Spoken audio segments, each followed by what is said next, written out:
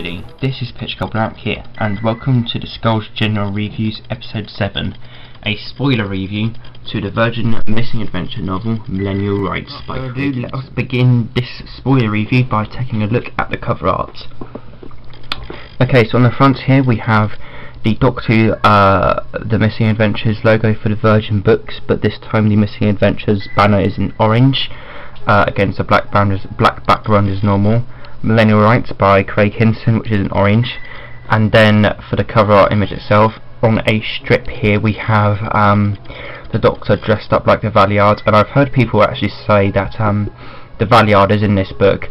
From my recollection, no, the Valeyard is not in this book, despite what this cover may make you think. So yeah, but down here we have a very cybernetic looking male holding on to some sort of railing, who really does have some sort of Bride of Frankenstein shit going on with her hair. Then here we've got the cityscape of London, with the main building of this book in the centre here, with lightning and whatnot flashing all around it, with a few of the angel creatures from the other dimension in this book, which I'll go more on later. Then next to that we have some more buildings next to this one, and then in the background we have some more iconic London buildings, such as the Houses of Parliament and Big Ben, the column in London, which I'm forgetting the name of as now, which is really bad of me. Nelson's Column, that's it. And then here we have the Post Office Tower, and then there we have St Paul's Cathedral. Then on the spine of this book we have the Doctor Who logo, for all of the spines of the kind of Doctor Who logo that's used on the cover and the back. Millennial Rites, Craig Hinton. Then we've got a minimised bit of the cover, which is a minimised version of this.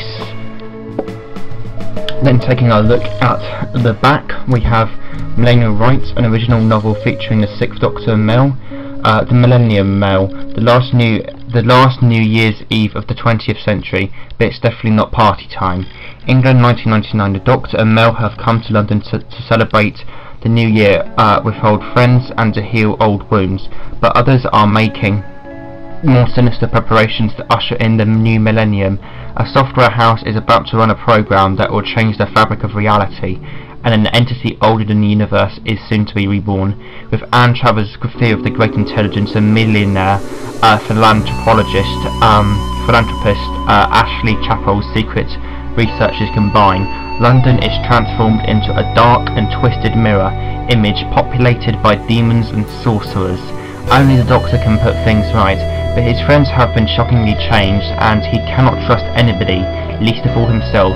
This adventure takes place between the television stories The Trial of a Time Lord and Time in the Rani. Craig Hinton is the author of the missing adventure The Crystal Bucephalus, and hopes that Millennial Rites is easier to spell. When he isn't reading X-Men comics, he occasionally cobbles together the odd column for the Doctor Who magazine or TV zone.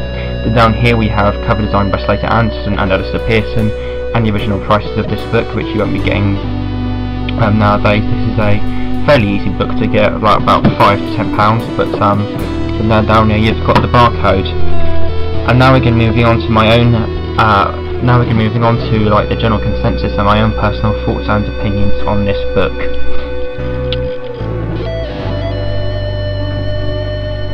Right, so now what are my overall personal thoughts and opinions on this book, as well as the general consensus. On Goodreads, this book has gotten a lot of really good reviews. A lot of people are saying that this book is extremely high quality and an absolutely fantastic Doctor Who book, with a lot of 4 and 5-star reviews. I think even some people actually say it's the best Craig Hinton and one of the best new adventure books ever. Like one person said, first the cover will make any Doctor Who fan single. As for the story, could it get any more wild and epic? A titanic mythological battle with an evil Doctor, a well-characterised Malaine, framed as the sequel to end all sequels, a true rollercoaster ride from start to finish. There's also some 3 out of 5 reviews as well, like interesting but stylish story. I enjoyed this outing of the Doctor Mel, like the change halfway through, and good to see the Valeyard in action. so it apparently does have the Valiard in it, which I completely forgot about.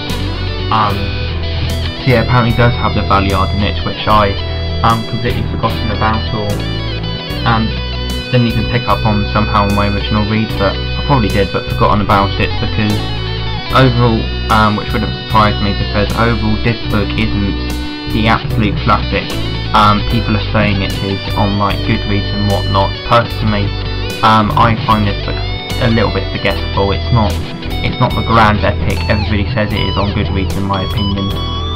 Starting off with part 1 is pretty much an introduction to this story, and like I said, there are going to be spoilers in this review, so if you don't like spoilers, turn off the video now. As you'll probably be able to guess, is the line when Anne travels through the great intelligence and a millionaire philanthropist Ashley Chapel's secret researchers combine. London is transformed into a dark and twisted mirror image populated by demons and sorcerers. You can pretty much tell from that the great intelligence is coming back in this book, and yes, he does come back in this book. In my personal opinion, the first part of this book, because this book is actually split into episodes, there's like part 1, which pretty much takes up half of the book, and then there's like part 2, which takes up almost all of the second half of the book. Then there's a third smaller part which just kind of ties up the book and kind of wraps it up nicely. The first part, in my personal opinion, is absolutely astounding.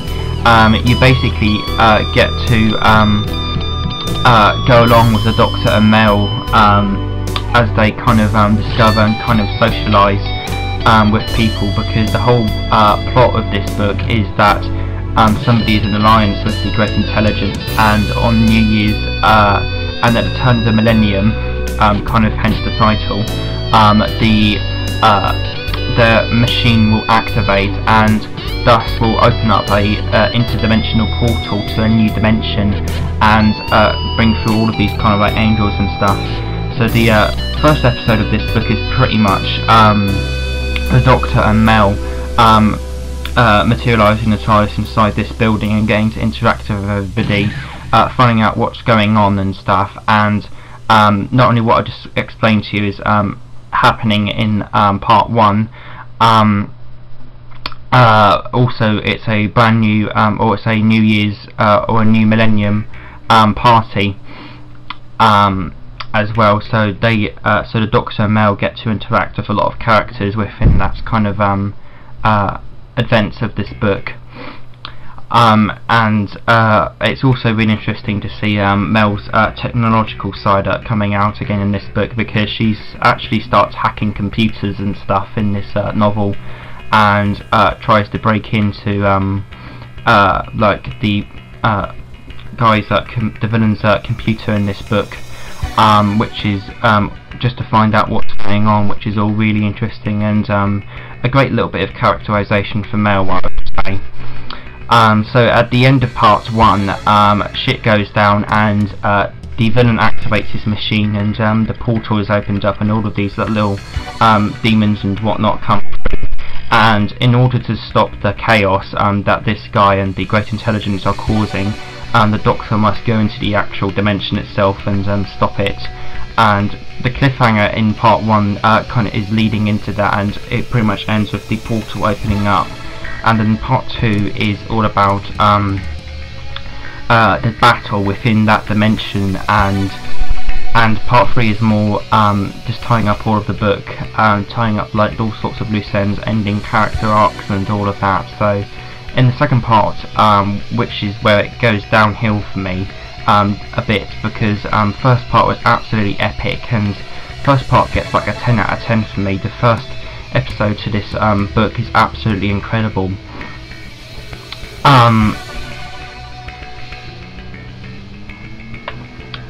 So yeah, the first part ends off on a cliffhanger where the portal opens up and whatnot, and then the Doctor and Mel go inside the portal to actually stop the Great Intelligence and whatnot, and this huge interdimensional battle happens.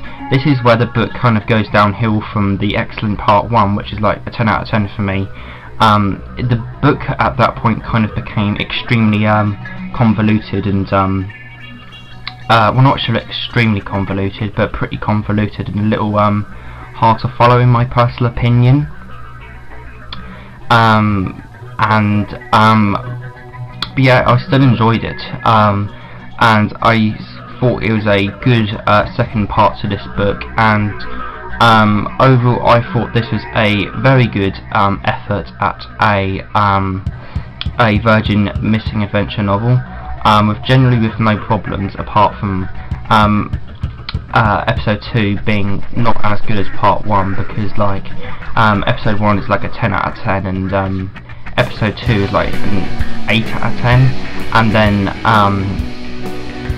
part 3 is nothing really special, just kind of like it's 8 out of 10 worthy kind of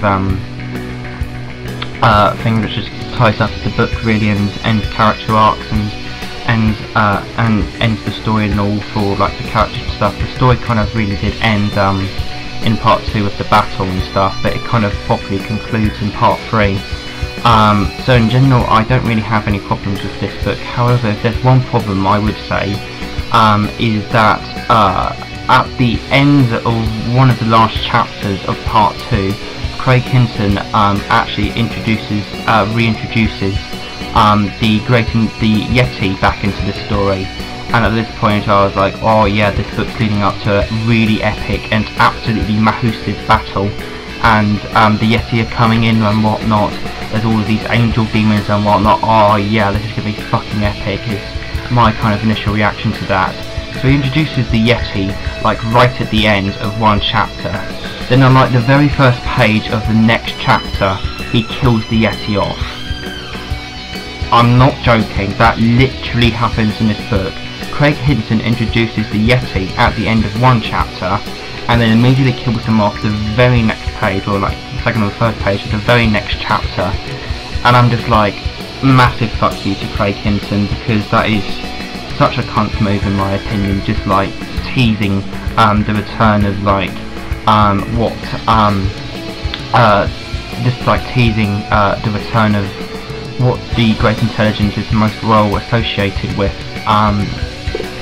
the Yeti and whatnot. So just like introducing them and then like pretty much killing them off right away is a massive fuck you to the fans by Craig Hinton. So fuck you right back, Craig Hinton. The thing is, this positive from this, well, not positive, but negative for me, doesn't really diminish the book in any way really, because it's so nothing, it's so inconsequential and utterly pointless, and the Yeti returning and being killed off immediately by Craig Hinton could have easily been cut out from this book. It isn't needed at all, and it's just a needless massive fuck you to the fans by Craig Hinton, which I absolutely really hate. But since it's so inconsequential and so nothing and just doesn't really add anything at all to the book, it just doesn't really affect the overall score that much for this book, in my personal opinion. So if I was to overall rate Millennial Rites, it would be a 7.5 out of 10.